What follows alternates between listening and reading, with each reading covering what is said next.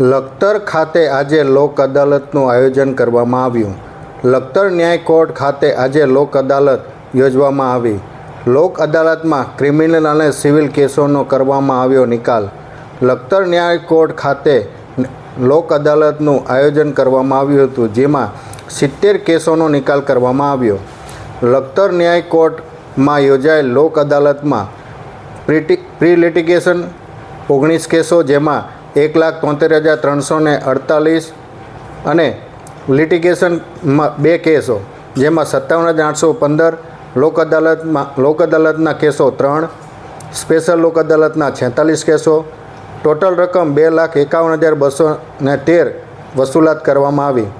લખતર ન્યાય કોર્ટ ખાતે લોક અદાલતનું આયોજન કરવામાં આવ્યું હતું, જેમાં લખતર ન્યાયાધીશ S.J. ત્રિવેદીના અધ્યક્ષસ્થાને રાખવામાં આવ્યું હતું.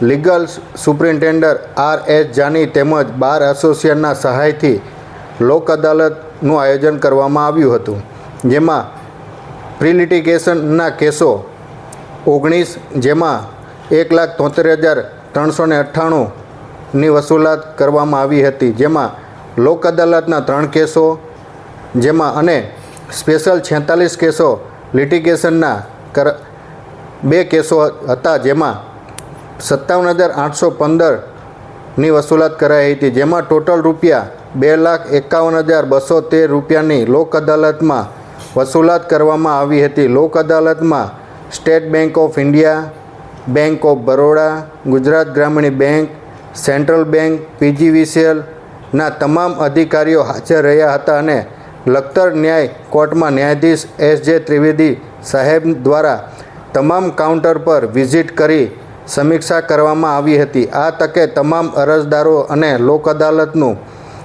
લાભ લઈ સરકારશ્રીની અને ન્યાય પ્રણાલિકાને આભાર વ્યક્ત કર્યો હતો.